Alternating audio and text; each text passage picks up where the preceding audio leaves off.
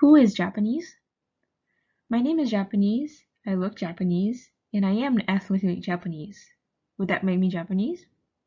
On the other hand, I wasn't born in Japan, I did not grow up there, and I do not speak the language fluently. Would that make me not Japanese then? These are some questions that I have struggled with regarding my identity. I am a third-generation Japanese descendant, and I was born and raised in Brazil.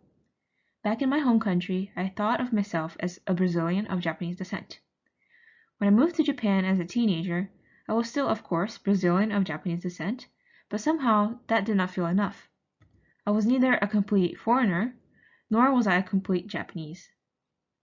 I was proud of being Brazilian and of being Japanese, but it seemed to me that I had to check all of these boxes in order to be considered Japanese. Because I looked the part, most people perceived me as a Japanese born in Japan, or at most, a Japanese who had spent some time abroad.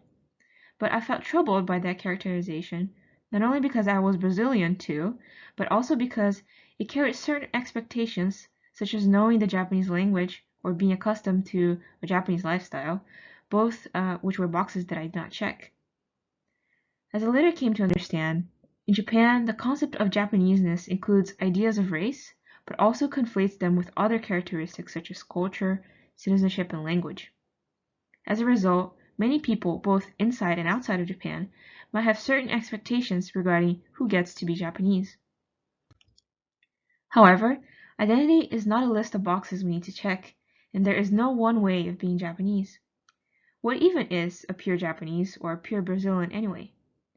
Instead of trying to fit myself into a mold and regard Japaneseness as a narrow category, I can consider myself Brazilian, Japanese, and everything else in between, which is why I too am Japan.